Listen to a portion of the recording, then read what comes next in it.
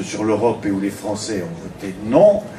95% des médias et des hommes politiques faisaient campagne pour le oui, et la société civile s'est prononcée pour le non. Il y a là une fracture qui n'a même pas été prise en compte, parce qu'on a fait comme si, dit Jean-François Kahn, je ne me permettrai pas de parler à mon titre personnel, et pourtant Jean-François Kahn le dit d'autant plus facilement que lui a fait campagne pour le oui et qu'il a voté oui, et que les médias n'ont absolument pas tiré la leçon de cette fracture.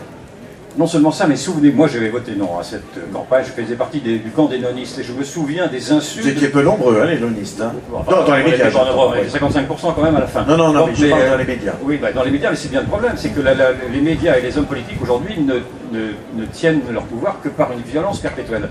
Et je me souviens des noms d'oiseaux qui avaient été accolés à ceux qui se prononçaient contre cet acquiescement de la Constitution, où ils étaient traités à nouveau de réacs, de fascistes, enfin de tout ce que l'on peut entendre encore aujourd'hui. Et c'est cette violence-là qui devient insupportable, car dans le fond, on s'aperçoit que les Français, eux, qui sont les premiers experts dans le fond de ce qu'ils vivent et de la chute des idéologies, que ces Français-là n'arrivent pas à se faire entendre de ceux qui devraient avoir comme première mission, je parle des médias, de répercuter naturellement leur difficulté de vivre, et des hommes politiques et des partis politiques qui également auraient eu pour mission d'essayer de mettre en scène, de mettre en idée, de mettre en forme les grands manquements du monde politique. Donc nous vivons une crise de la démocratie, et cette démocratie ne tient aujourd'hui que par la violence politique et par la violence médiatique.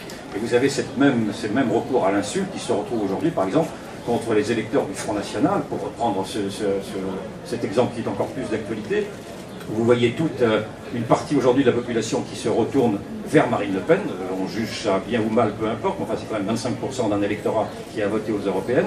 Et cet électorat également est qualifié de tous les noms d'oiseaux parce qu'il représente ce que ne veut pas entendre le monde politique et le monde médiatique. Or, cette violence-là est une violence qui est devenue insupportable et qui risque de faire descendre les gens dans la rue si on continue à ne pas vouloir les entendre. Et donc, moi, mon rôle, si vous voulez, ça a été de me mettre à la place de me mettre au service, dans le fond, de cette France insultée, de cette France oubliée, de cette France silencieuse, et non pas, j'ai quitté le monde médiatique, si je puis dire, pour aller à rebours précisément de cette pensée conforme qui devient insupportable et qui est une violence en soi. Olivier Enveloux-Foll, vous avez...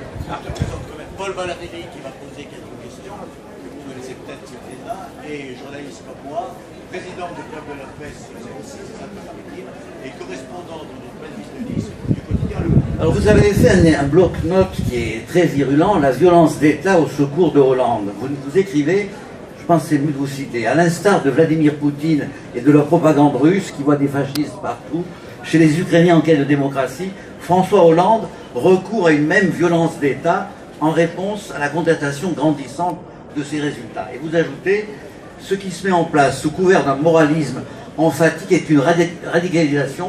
La gauche affolée devient de plus en plus sectaire, mais ces impostures accélèrent sa chute. Est-ce que vous n'avez pas l'impression qu'il y a une radicalisation tant à gauche qu'à droite?